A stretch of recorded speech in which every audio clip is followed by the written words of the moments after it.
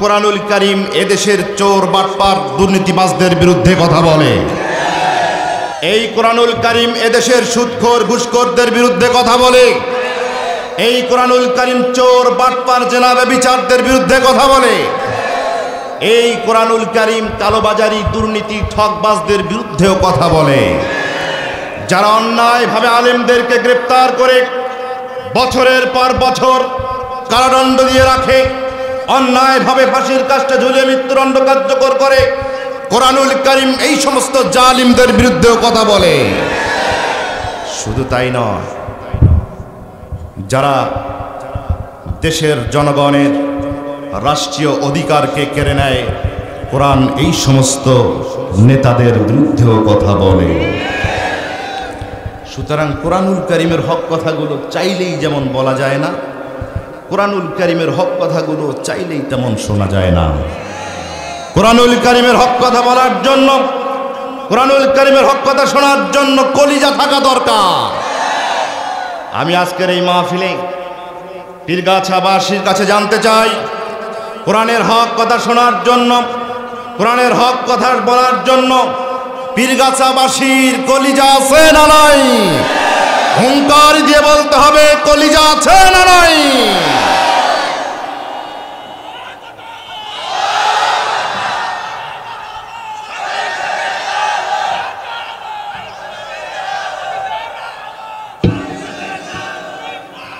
থামেন থামেন থামেন।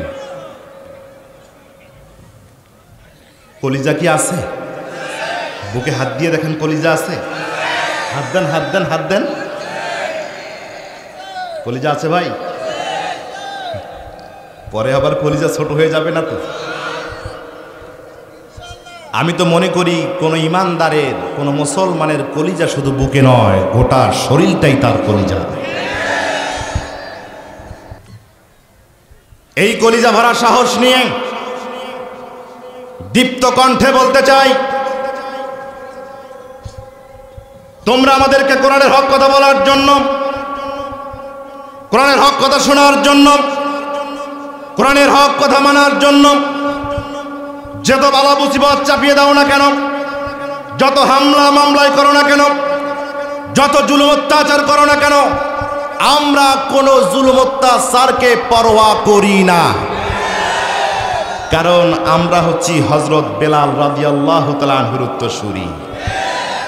কাফেরেরা বেলাল রাদিয়াল্লাহু তাআলা আনহুকে ধরে ফেলল, হাত বেঁধে দিল, পা বেঁধে দিল, চক্ষু বেঁধে দিল, উত্তপ্ত বালুর উপরে উপর করে শোয়াই দিয়ে পাথর চাপা দিয়ে রেখে দিল।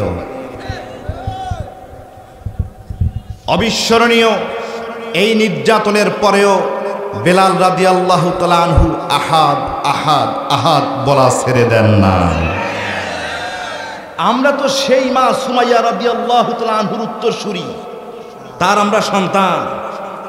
যেই সুমাইয়া রাদিয়াল্লাহু তাআলা আনহুর মাকে কাফেররা ধরে ফেললো, গ্রেফতার করলো, দুই পা ফাঁক করলো, বর্ষার আঘাত দিয়ে নাভির নিচে খুবই স্পর্শকাতর অঙ্গতে খুঁচিয়ে খুঁচিয়ে মা সুমাইয়া রাদিয়াল্লাহু তাআলা আনহুকে দুনিয়া থেকে বিদায় করে নিল। কষ্ট, যন্ত্রণা, রক্তাক্ত সব সহ্য করেছে, কিন্তু মা সুমাইয়া কোরআনের হক পথ থেকে সরে যায় না। আমরা তো শহীদ আমির হামজার উত্তরসূরি। যেই শহীদ আমির হামজাকে কাফেররা ধরে বুকটাকে চিরে কলিজা বের করে লাশের উপরে তারা নৃত্য করেছে, আর কাফেররা কলিজা চিবিয়ে চিবিয়ে উল্লাস করেছে। আমির হামজাকে কোরআনের হক পথ থেকে চুল পরিমাণ সরাতে পারেনি। আমরা খালিদ বিন ওয়ালিদের উত্তরসূরি, আমরা ফারুকে আজমের উত্তরসূরি, আমরা আলীর উত্তরসূরি, আমরা খাব্বাব খোবাইয়ের উত্তরসূরি, আমরা সাদ বিন আবি ওয়াক্কাসের উত্তরসূরি। সুতরাং তোমরা শুনে রাখো, প্রয়োজনে গণভাবে কারাবরণ গ্রহণ করব, গণহারে কারাবরণ গ্রহণ করব, হাসতে হাসতে সিরিয়াল ধরে ফাঁসির মঞ্চে চলে যাব, তবু 1 মিনিটের জন্য বাতিলের কাছে মাথা নত করতে কারা কারা জিরাও দুহাত উঁচু করে দেখো।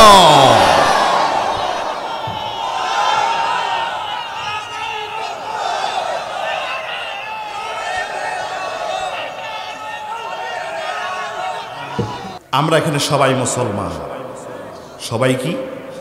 আমার কথায় কি কষ্ট হচ্ছে কারো? কারো খারাপ লাগতেছে? কারো যদি কষ্ট লেগে থাকে তাহলে আমি মনে করি কোরআনের সাথে সম্পর্কের তার ঘাটতি আছে। আমি কোরআন ছাড়া বাহিরে কোনো কথা বলেছি এখানে? আমি কোনো রাজনৈতিক দলের নেতাকর্মী নই, সেখানে আমার বাড়ি থেকে শুরু করে আমার পুরো থানা, পুরো জেলা পর্যন্ত আমাকে চেনে। আমি বাংলাদেশের প্রচলিত কোনো রাজনৈতিক দলের নেতা কর্মী আমি নই, আমি কুরআনুল কারীমের কর্মী। সুতরাং আমার কথায় যদি কেউ কষ্ট পেয়ে থাকেন তাহলে মনে করতে হবে কুরআনুল কারীমের সাথে তার সম্পর্কের ঘাটতি আছে। সবাই একটু আমার সাথে পড়েন, আউযু বিল্লাহি মিনাশ শাইতানির রাজীম। জানেন, সবাই জানেন, সবাই পারেন, করতে পারেন? আমার সাথে পড়েন, আউযু বিল্লাহি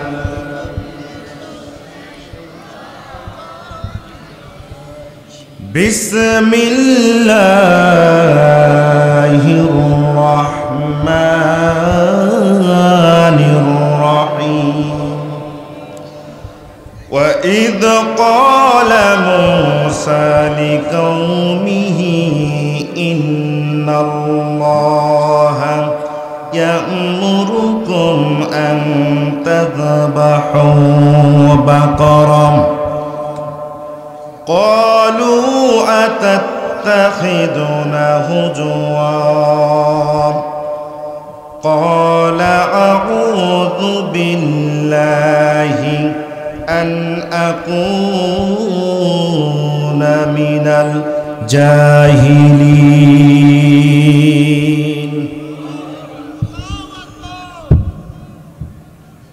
আল্লাহ রাব্বুল আলামিন কুরআনুল কারীমের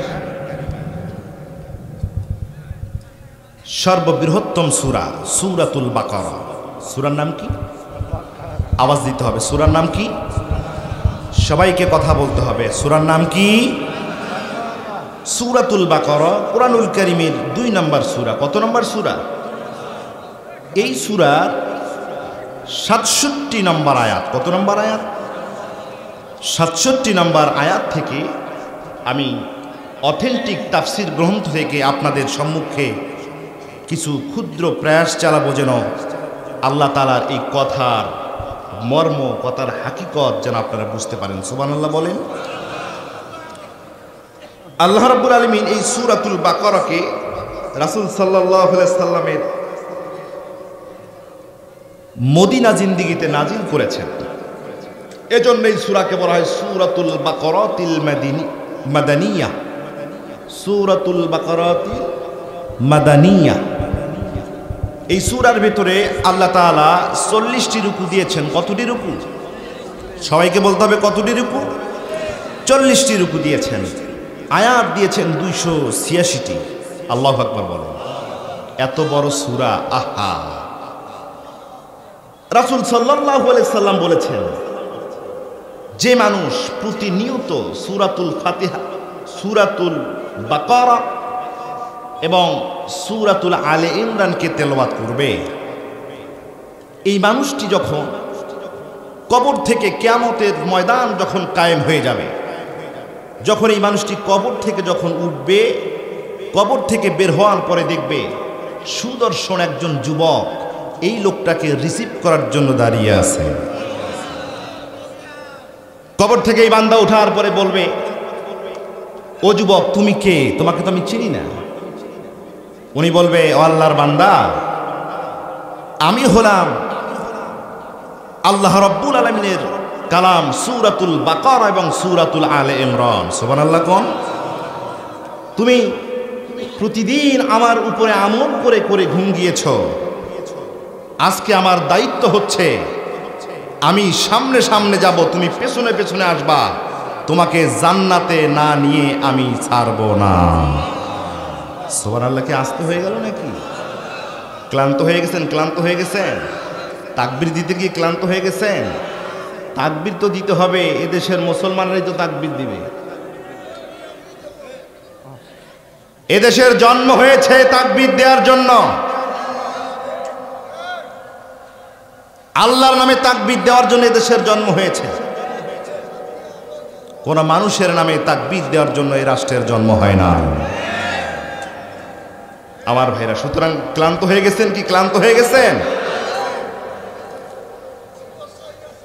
এই সূরাতুল বাকারার ভিতরে আমি যে আয়াতটি আপনাদের খেদমতে তেলাওয়াত করেছি, এই আয়াতের মূল মেসেজ হচ্ছে, ভালো করে শুনুন, এই আয়াতের মূল মেসেজ হচ্ছে সত্য কখনো চাপা থাকে না, পাপ বাপকেও ছাড়ে না। মনে থাকবে, মনে থাকবে। এই কলিজার টুকরা যুবকেরা, তোমাদের মনে থাকবে আজকের আলোচনার মূল মেসেজ হচ্ছে সত্য কখনো চাপা থাকে, পাপ কখনো বাপকে। এই আয়াতের ভিতরে আল্লাহ রাব্বুল আলামিন এই মেসেজটাই দিয়েছেন। সুবহানাল্লাহ। কোন কোরআনুল কারীমের আয়াতকে যদি এদেশের 18 কোটি মুসলমানের কোন একজন মুসলমান যদি রিসার্চ করে, সে বুঝতে পারবে এই বাংলাদেশ স্বাধীন হওয়ার পর থেকে আজ পর্যন্ত পিলখানার ট্র্যাজেডি থেকে শুরু করে শাপলা চত্বর থেকে শুরু করে আল্লামা দেলোয়ার হোসেন সাঈদীর মৃত্যু পর্যন্ত সেদিন কি ঘটেছিল আল্লাহ তাআলা কোনো না কোনো একদিন বাংলার মুসলমানদের কাছে প্রকাশ করে দেবে। সত্য প্রকাশিত হবে, আর যে পাপ করেছে তাকে তার বাপকেও। তাহলে কথা বুঝতেছেন? সত্য কখনো চাপা থাকে না, পাপ বাপকেও ছাড়ে না। কথা বুঝতেছেন ভাইরা? কথা বুঝতেছেন? অথচ দেখবেন আমাদের সমাজের কিছু মানুষ সামান্য 2 দিনের স্বার্থের জন্য, অল্প কিছু বিনিময়ের জন্য, অল্প কিছু আরামায়েশের জন্য দিনকে রাত বানায় ফেলে, রাতকে দিন বানায় ফেলে। কথা বুঝতেছেন? শুধুমাত্র নিজের স্বার্থকে হাসিল করার জন্য। আহা, তুমি কখনোই ছাড় পাবা না। সত্য কি আল্লাহ তাআলা প্রকাশ করবেন ইনশাআল্লাহ। জোরে বলেন ইনশাআল্লাহ। সম্মানিত মুসলমান ভাইয়েরা আমার, আল্লাহ রাব্বুল আলামিন হযরতে মূসা আলাইহি ওয়াস সালামের জামানায় বনি ইসরাইলদের ভিতরে এমন একজন লোক পাঠিয়ে দিয়েছিলেন, যে লোকটাকে আল্লাহ রাব্বুল আলামিন পৃথিবীর যত ধন সম্পদ ছিল সব তারে দিয়ে দিয়েছিলেন। আল্লাহ রাব্বুল আলামিন ওই লোকটাকে বাড়ি দিয়েছিলেন, গাড়ি দিয়েছিলেন, টাকা পয়সা দিয়েছিলেন, পশু পাখি চাকর বাকর সব দিয়েছিলেন। কিন্তু আল্লাহ রাব্বুল আলামিন ওই বান্দার কপালে কোনো পুত্র সন্তান দান করেন নাই। কিন্তু আল্লাহ রাব্বুল আলামিন তার ঘরের ভিতরে একজন পরম সুন্দরী দান করেছিলেন। চিল্লায় কোন সুবহানাল্লাহ। সব দিয়েছিলেন, সব তার ছিল, সমস্ত ল্যান্ড প্রপার্টি তার ছিল, কোনো কিছুর অভাব ছিল না। কিন্তু ছিল না কোনো ছেলে, কোনো পুত্র সন্তান তার ছিল না। অপরদিকে কি ছিল? একজন সুদর্শন চরিত্রবান পরমা সুন্দরী মেয়ে ছিল। চিল্লায় কোন সুবহানাল্লাহ। এই মেয়েটা যখন বড় হয়ে গেল, বিভিন্ন জায়গা থেকে বিয়ের প্রস্তাব আসা শুরু হয়ে গেল। এই বিত্তমান ভদ্রলোকটির একজন ভাতিজা ছিল, যেই ভাতিজাকে আল্লাহ রাব্বুল আলামিন কোনো ধন সম্পদ দান করেন নাই, গরিব অসহায় বানিয়ে দিয়েছিলেন। এই ভাতিজা যুবক ছেলেটি চিন্তা করল, আমার চাচার তো কেউ নাই, জমা জমি ধন সম্পদ গরু ছাগল হাঁস মুরগি সবগুলো তার ভরপুর হয়ে আছে, কোনো ছেলে সন্তান নাই, শুধুমাত্র একজন কন্যা সন্তান তার ঘরে আছে। যদি আমি কোনোভাবে আমার এই চাচাতো বোনটাকে যদি বিয়ে করতে পারি, আমি আমার চাচার সব ধন সম্পত্তির মালিক হয়ে যেতে পারবো।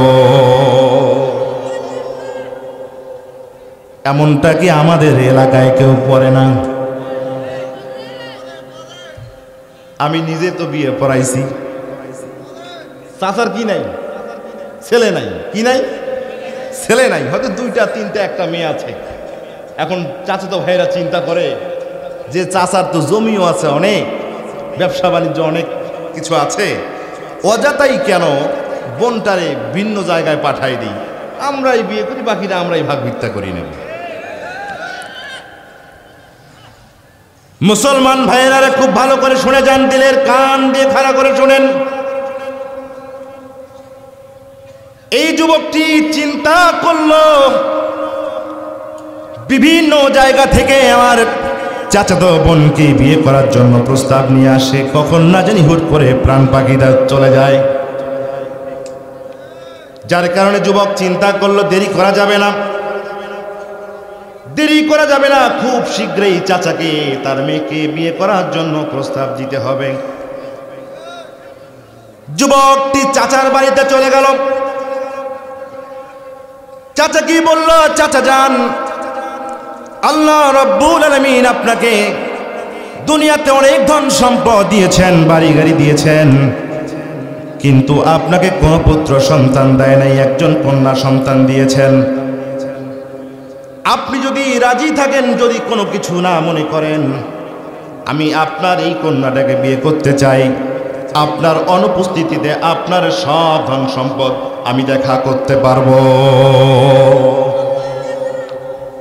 বুদ্ধি ভালো না খারাপ? মতলব ভালো না খারাপ? ভালো।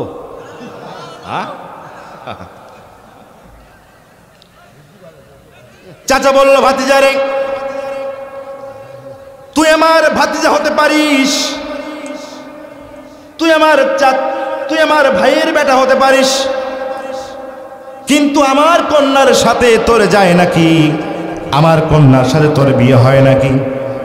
আমার কন্যা হলো গুণবতী, রূপসী, আল্লাহ পরহেজগারবান একজন কন্যা।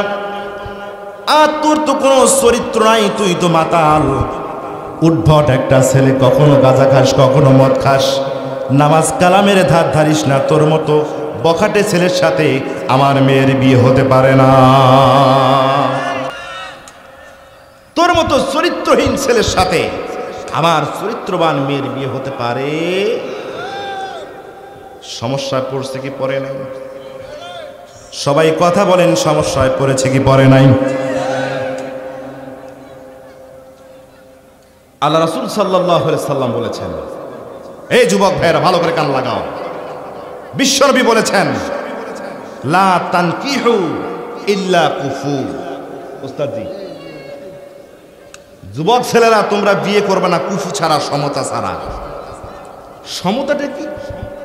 সমতা হচ্ছে শিক্ষার দিক থেকে, বংশের দিক থেকে, চরিত্রের দিক থেকে যেন ছেলের পরিবার আর মেয়ের পরিবারের মধ্যে যেন মিল হয়, এটা হচ্ছে সমতা। ছেলে যদি উচ্চ শিক্ষিত হয় আর মেয়ে যদি আন্ডার মেট্রিক পাস হয়, ছেলের বাবা যদি সম্মানিত এলাকার সম্মানিত প্রতাপশালী একজন লোক হয়, আর মেয়ের বাবা যদি একজন নিম্ন কর্মচারী মানের লোক হয়, এত বড় সমতা নিয়ে বিয়ে করতে নিষেধ করেছেন বিশ্বনবী সাল্লাল্লাহু আলাইহি সাল্লাম। যার কারণে দেখবেন আজকালকার যুবক ছেলেরা, যুবক মেয়েরা অনায়াসে বাবার সম্মানের দিকে তাকায় না, বাবার পরিবারের দিকে তাকায় না, সমাজের দিকে তাকায় না। দুইজনে কোনো না কোনোভাবে মিল হয়ে গেছে, মোবাইলেই হোক, ফেসবুকে হোক, যে কোনোভাবেই হোক মিল হয়ে গেছে। এরা পালিয়ে যে কোনোভাবেই বিয়ে শাদী করবে। তিশাকে তো চেনেন, তিশা আর মোস্তাকের প্রেম কাহিনী। আহা, এই যুবক ভাইরা তোমরা চেনো না? তিশা কলেজে পড়ুয়া মেয়ে, বাবার চাইতেও বেশি বয়স, এরকম একজন লোককে বিয়ে করছে, বাবার ধার ধারে নাই। বাবার প্রতিটি সাক্ষাৎকারে এই মেয়ের জন্য চোখের পানি পড়ে। আল্লাহ দেখেন না? আল্লাহ দেখে না? তিশা, তুমি কি জন্য তোমার বাবার বয়সের চাইতে এক লোকের কাছে বিয়ে বসেছ? আমরা খুব ভালো করেই জানি তুমি লোকের চাও নাই, তুমি ওই লোকের টাকাকে চেয়েছ। টাকা যতদিন মুস্তাকের সাথে, তুমি ততদিন টাকা থাকবে না, মুস্তাক থাকবে না, তুমি তোমার কাছ থেকেই খুঁজে নিবা। আহা, রাসূল সাল্লাল্লাহু আলাইহি সাল্লাম বললেন, যুবকেরা কখনো কুপুসারা বিয়ে শাদী করো না। যদি কুপুসারা বিয়ে শাদী হয়, ওই পরিবারে অবশ্যই অবশ্যই অশান্তি হবে।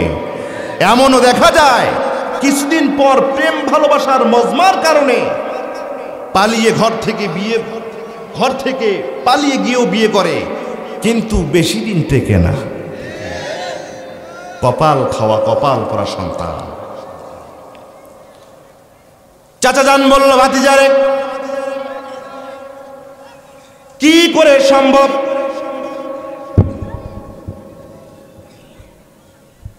তোমার মতো একজন চরিত্রহীন লম্পট বখাটে ছেলের সাথে আমি আমার চরিত্রবান কোদাবের মেয়ের কেমনে বিয়ে দিয়ে দেই? ভাতিজা, প্রয়োজন হয় তোমার একটা জমি দিয়ে দেবো, প্রয়োজন হয় তোমার একটা জমি দিয়ে দিব, তোমারে কিছু টাকা পয়সা দিয়ে দিব, এটা আমার পক্ষে সম্ভব, কিন্তু আমার মেয়ের সাথে তোমার বিয়ে দেওয়া সম্ভব হবে না। ভাতিজা চাচাকে পড়াতে পারলো না। কিছুদিন যাওয়ার পরে এই যুবক চাচাতো বোনের জন্য ফুচকা কিনে নিয়ে আসে। ফুচকা, সুন্দর সুন্দর গহনা বানিয়ে নিয়ে আসে, আংটি বানিয়ে নিয়ে আসে, রুমাল বানিয়ে নিয়ে আসে, মোবাইলের ভিতরে টাকা রিচার্জ করে দেয়। একদিন এই পার্কে নিয়ে যায়, আর একদিন আর এক পার্কে নিয়ে যায়। বোনের কি লাগবে, কি লাগবে বোন তুই শুধু বল, তোর জন্য সবকিছু আমি দিয়ে দিতে পারি। এরকম যুবক আছে না নাই? কিছুদিন যাওয়ার পরে চাচাতো বোনকে কাছে ডেকে নিয়ে বলল, বোন আমার, ও কলিজার টুকরা বোন, শোনো শোনো শোনো, তুমি কি জানো কেন তোমারে ফুচকা খাওয়াই, কেন তোমারে লিপস্টিক কিনে দেই, কেন তোমারে তেলকম পাউডার কিনে দেই? তুমি কি জানো কেন তোমারে 3 পিস কিনে দেই, কেন তোমারে মোবাইলে লোডটা দিয়ে দেই? তুমি কি এটা জানো? বোন বলে যে না, আমি জানি না, আমি তো জানি না, কেন তুমি এগুলা করো? যুবকটি বলল, বোন, আমি এই কাজগুলো করি কারণেই আমি মন থেকে চাই আমি তোমাকে বিয়ে করব, আমি তোমার প্রেমের ভিতরে হাবুডুবু খেয়ে গেছি।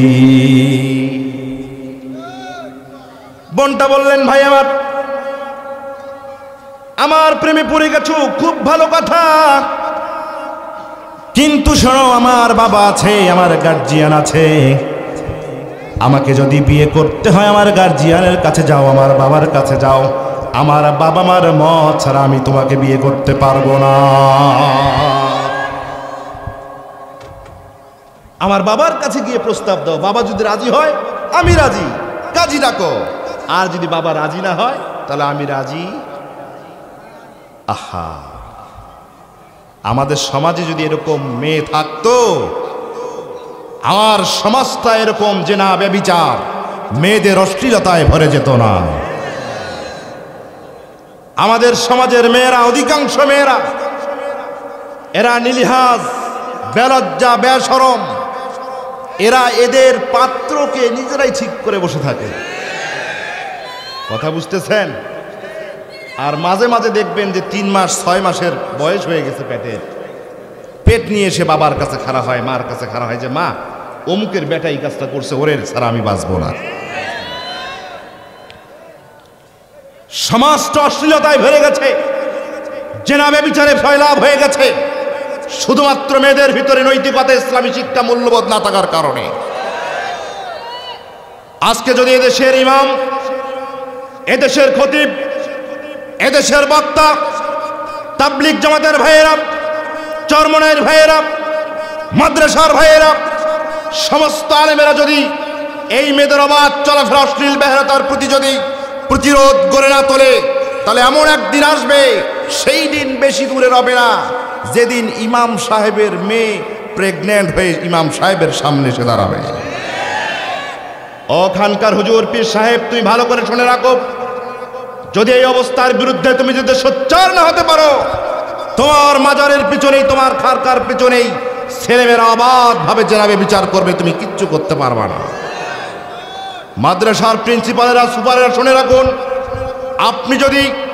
আপনারা যদি এই মুহূর্তে যদি মেয়েদের ব্যাপারে সোচ্চার না হতে পারেন, সেই দিন খুব বেশি দূরে নয়, সেই দিন খুব বেশি দূরে নয়, যেদিন আপনার মাদ্রাসার ছাত্রছাত্রীরা আপনার ক্লাসে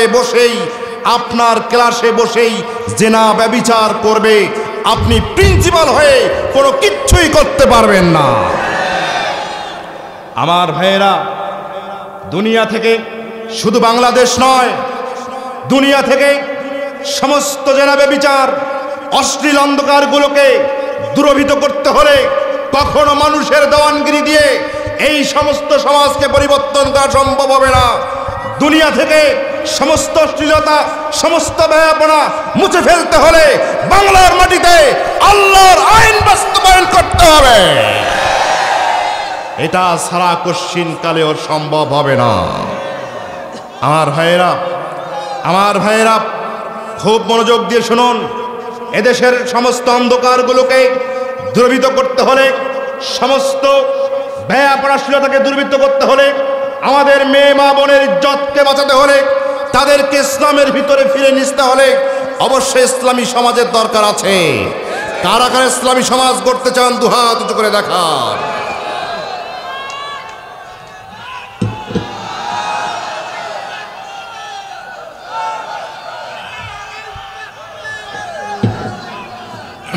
থামেন। মেয়েটি বলল, ভাই আমার বাবার সাথে গিয়ে তুমি কথা বলো, আমার বাবা যদি বিয়ের প্রস্তাব যদি মেনে নেয়, আমি মেনে নেব, আমার কোনো আপত্তি নাই। বলেন তো, চাচার কাছে গিয়ে যুবকটা হয়রান হয়ে এলো, নিরাশ হয়ে চলে এলো। বোনের কাছ থেকেও যুবকটি নিরাশ হয়ে চলে এলো, যার কারণে এই যুবক চিন্তা করলো, চাচাকে যদি দুনিয়া থেকে না সরাই দিতে পারি, তাহলে কোনোভাবে আমার বোনকে আমার পক্ষে পাওয়া সম্ভব হবে না।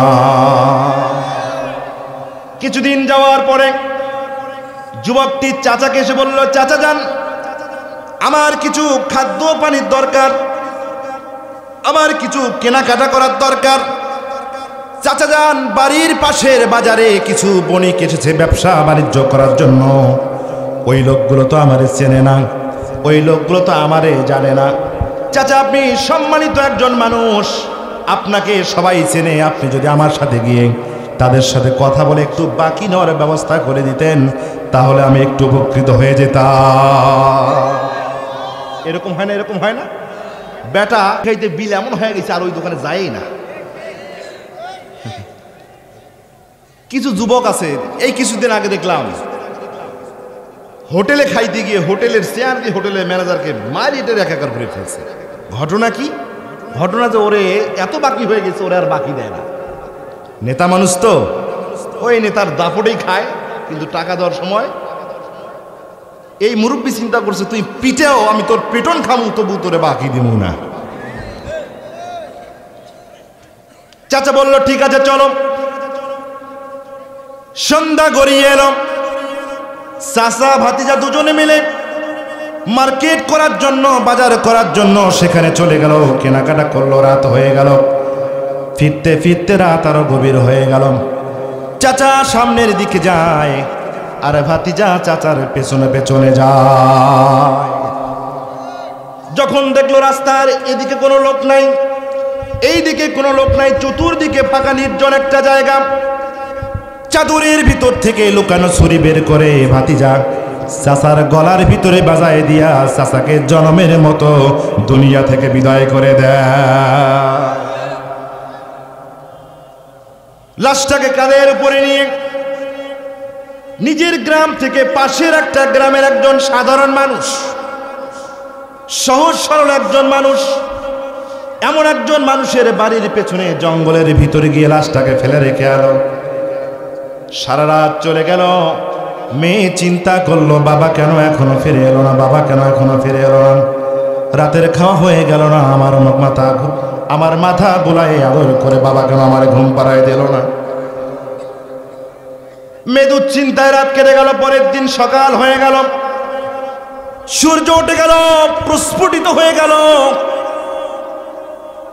মেয়ে দেখলো বাবা তার বাড়িতে ফেরে নাই।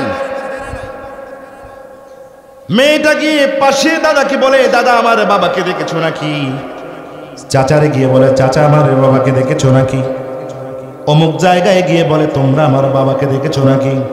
কালকে রাত হঠাৎ করে বের হয়ে গেল, এখন পর্যন্ত বাড়িতে ফিরে আসলো না। চাচাতো ভাই কি গিয়ে বললো, আমার চাচাতো ভাই, বাবা আমার বাড়ি থেকে কাল রাতে বের হয়ে গেছে, এখনো ফিরে আসে নাই, এখনো ফিরে আসে নাই। বাবা তো কিছু বলে যায় নাই, বাবার কোনো খোঁজ খবর পাই নাই। ভাই বলল, বোন আমার চিন্তা করো না, চলো একটু খুঁজে দেখি।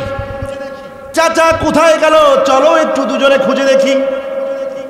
পাটের খেতে যায়, গমের খেতে যায়, আলুর খেতে যায়, পুকুর পাড়ে যায়, ব্রিজের নিচে যায়, সব জঙ্গলগুলো তছনছ করে খুঁজে খুঁজে হন্য হন্য হয়ে গেছে। দিন নগদ চলে যায়, বাবার লাশ তারা খুঁজে পায় না।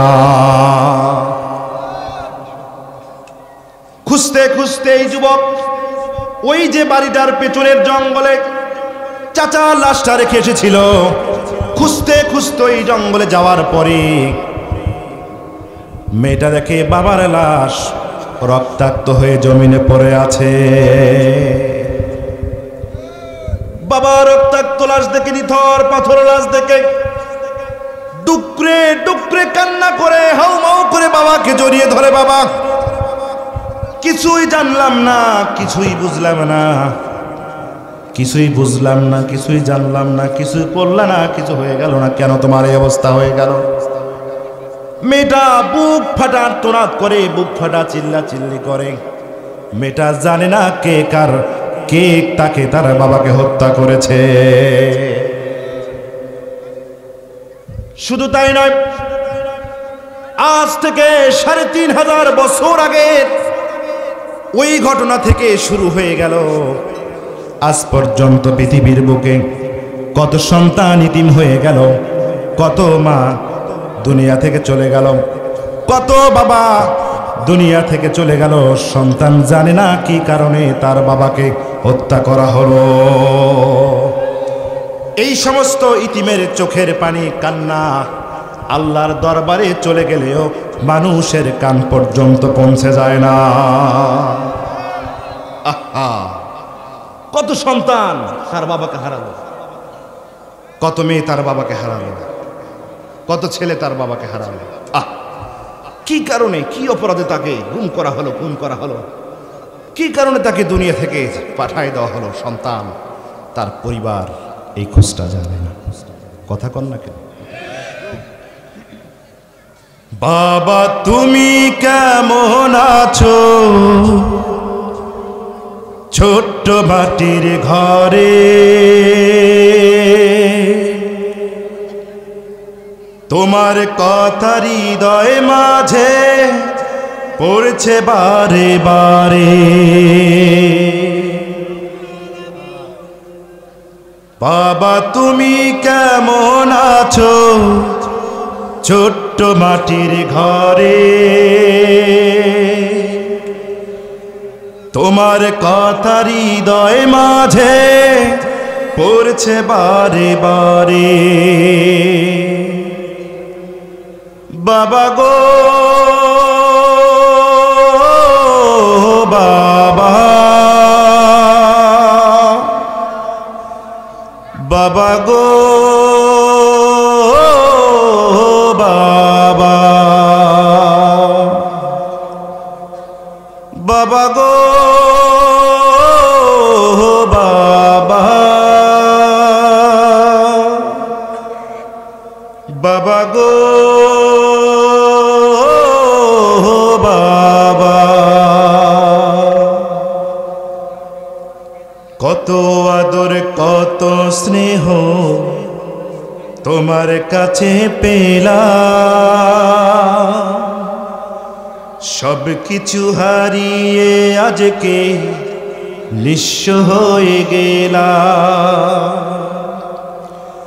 কত আদর কত স্নেহ তোমার কাছে পেলাম, সব কিছু হারিয়ে আজকে নিঃস্ব হয়ে গেলাম। ভালোবাসি তোমায় বাবা, বুকটা যে যায় চিরে। ভালোবাসি তোমায় বাবা, বুকটা যে যায় চিরে। তোমার কথা হৃদয় মাঝে পড়ছে বারে বারে। বাবা গো বাবা, বাবা গো বাবা। আহা, বাবাকে যারা হারিয়েছে তারাই জানে বাবা হারার ব্যথনা কষ্ট কত বেশি। কথা বলতেছেন না কেন? বাবাকে হারিয়েছেন এরকম মানুষ এখানে নাই? মারা মনে হয় মন খারাপ করে বসে আছে। মারা মনে হয় মন খারাপ করে বসে আছে, হুজুর বাবার কথা কইলে আমাদের কথা কইল না। কি বলেন? মাগো তোমার রক্ত লয় না কেহ, আমায় বুকে টানি। মাগো তোমার মতো লয় না কেহ, আমায় বুকে টানি। আঁচল দিয়া মুছে না কেউ, আঁচল দিয়া মুছে না কেউ আমার চোখের পানি। হায় রে মা জননী আমার, হায় রে মা জননী, হায় রে মা জননী আমার, হায় রে মা জননী। লিল্লাহে তাকবীর। আল্লাহ তাআলা পৃথিবীর সকল বাবা মাকে ক্ষমা করে দিক। জোরে বলেন আমিন। আরো জোরে বলেন আল্লাহুম্মা আমিন।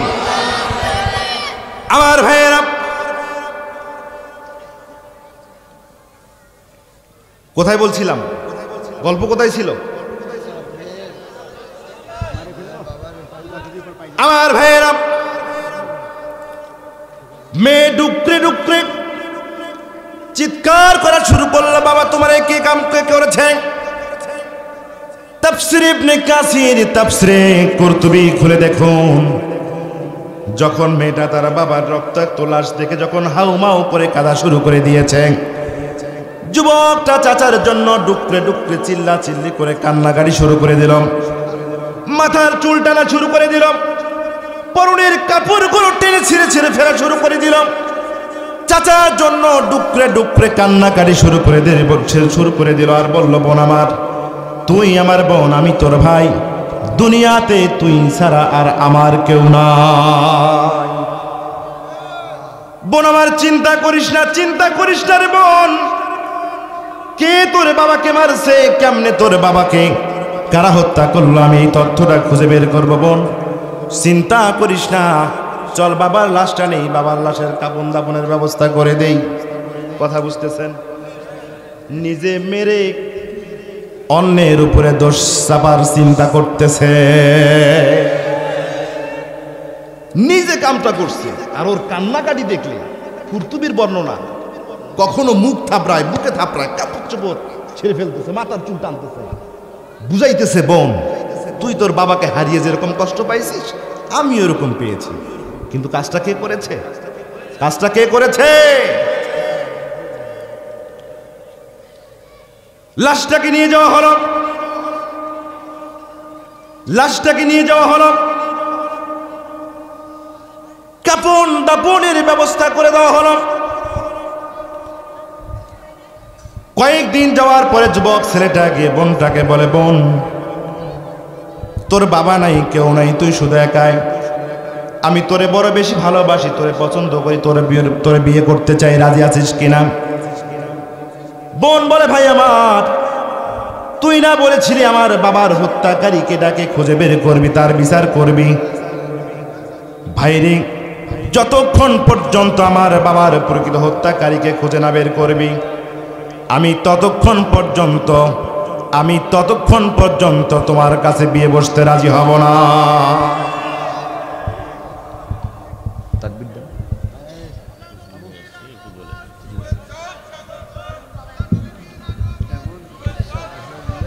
নারায়ে তাকবীর, নারায়ে তাকবীর। প্রধান অতিথির আগমন, মাহফিলের পক্ষ থেকে তসলিম উদ্দিনের আগমন, দেউতিবাসীর পক্ষ থেকে নারায়ে তাকবীর। আল্লাহ তাআলা আমাদের আজকের প্রধানমন্ত্রীকে, আমাদের ইতিমধ্যে আমাদের স্টেজে উপস্থিত হয়েছেন আমাদের আজকে এই আয়োজনের সম্মানিত প্রধান অতিথি, বাংলাদেশ আওয়ামী লীগ তীরগাছা উপজেলা শাখার সম্মানিত সভাপতি জনাব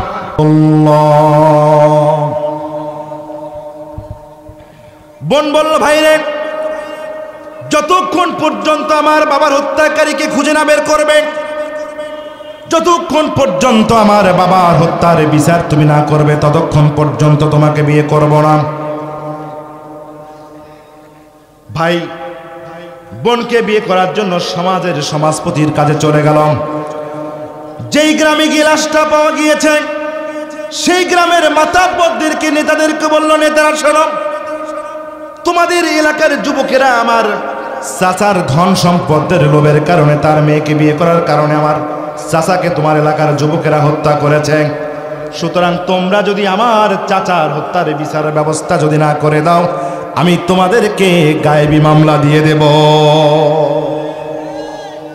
সমাজপতিরা শুনে রাখো, অবশ্যই তোমাদের, যেহেতু লাশটা তোমাদের গ্রামের অমুকের বাড়িতে পাওয়া গিয়েছে, সুতরাং তোমাদের গ্রামের কোনো যুবক ছেলে আমার চাচার ধন সম্পত্তির লোভে আমার চাচাকে হত্যা করেছে, তার মেয়েকে বিয়ে করার জন্য তোমরা এটা বিচার করে দাও।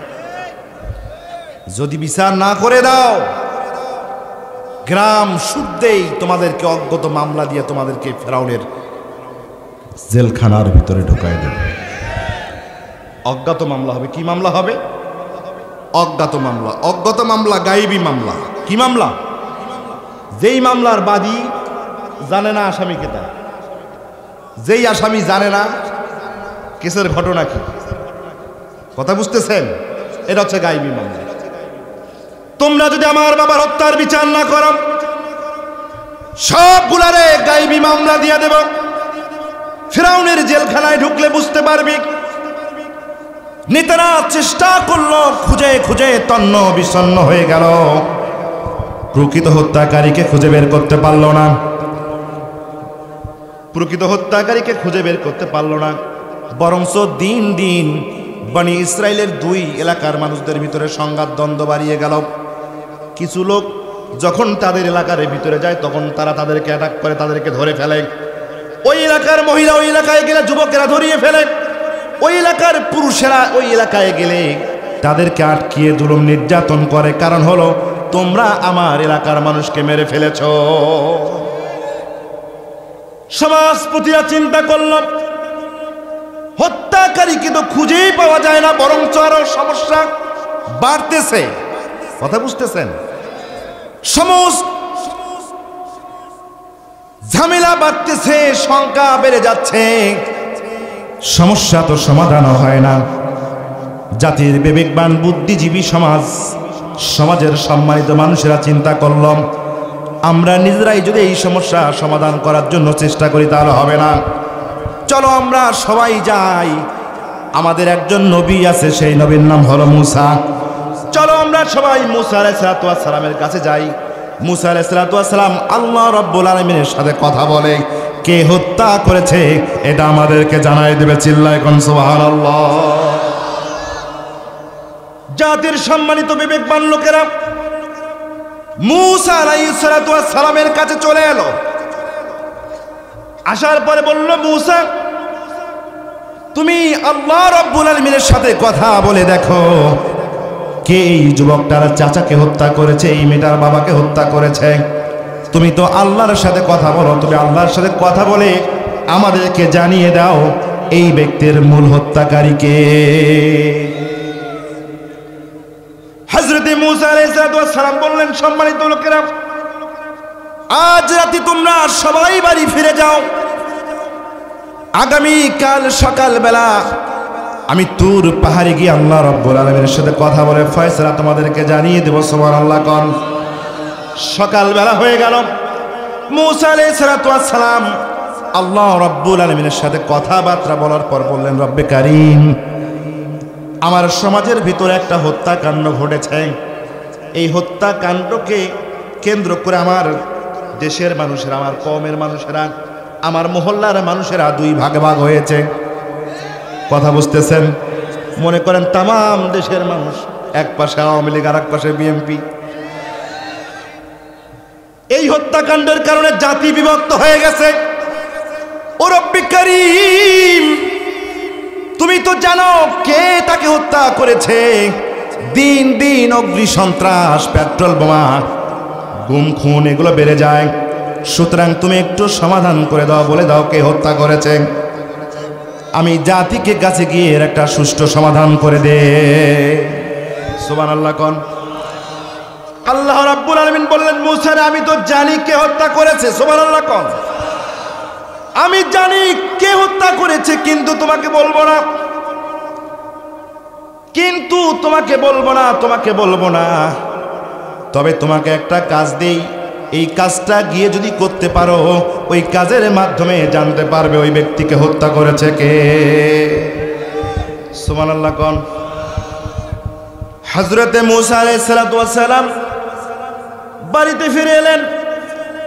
সমাজের সম্মানিত ব্যক্তিবর্গরা হযরত মুসা আলাইহিস সালামের কাছে চলে এলো। মুসা বলো তো কি খবর তোমার আল্লাহ কি বলেছে, ব্যক্তিকে কি হত্যা করেছে, কি খবর দিয়েছে?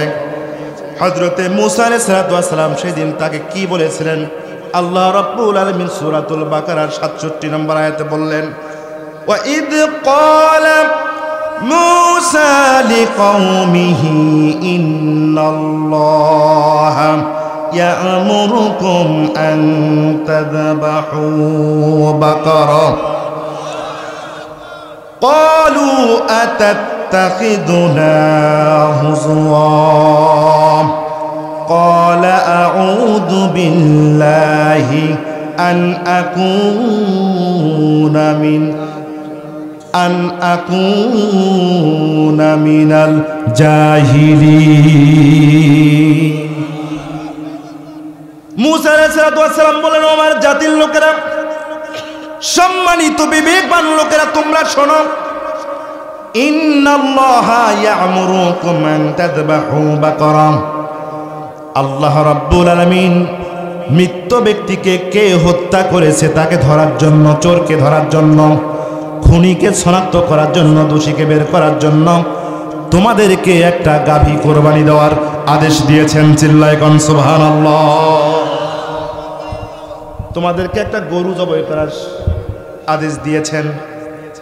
গরু জবাই করে গরুর গোশত দিয়া মৃত ব্যক্তিটাকে কবর থেকে তুলে যেখানে হত্যা করে ফেলা হয়েছিল, ছুরি চালিয়ে ফেলা হয়েছিল, গরুর গোশত ওই জায়গায় লাগিয়ে দিলে মৃত ব্যক্তি দাঁড়িয়ে বলে দেবে তাকে কে হত্যা করেছে। কথা বুঝতেছেন?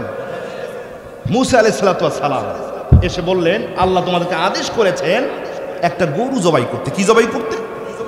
এই গরু জবাই করার পরে এই জবাইকৃত গরুর গোশত দিয়া মৃত ব্যক্তিকে আঘাত করলে, ছুঁয়ে দিলে মৃত ব্যক্তি দাঁড়িয়ে বলবে তাকে কে হত্যা করেছে। সুবহানাল্লাহ কোন। জোরে কোন সুবহানাল্লাহ।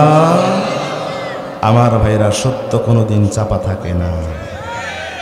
কথা বুঝতেছে? আপনাদের এলাকার সবচাইতে প্রবীণ আলেম, অসংখ্য আলেমের ওস্তাদ বসে আছে। কোরআন থেকে কথা বলছি। কোথা থেকে কথা বলছি? আল্লাহ রাব্বুল আলামিন সত্যকে প্রকাশ করার জন্য হযরত ইউসুফ আলাইহিস সালাম যে ধর্ষণকারী নন, এটা প্রমাণ করার জন্য 2 বছরের শিশুকে দিয়ে কথা বলিয়েছেন।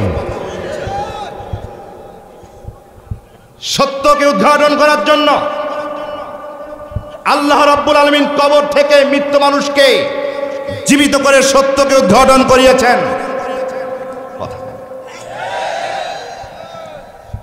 সত্যকে উদ্ঘাটন করার জন্য কোরআনের পাখি, কোরআনের খাদেম ধর্ষণকারী ছিল না, রাজাকার ছিল না। এটা প্রমাণ করার জন্য একজন হিন্দুর মুখ থেকে শাহাদা দিয়েছেন। সুতরাং সত্য কখনো চাপা থাকে, পাপ তার বাপকেও ছাড়ে।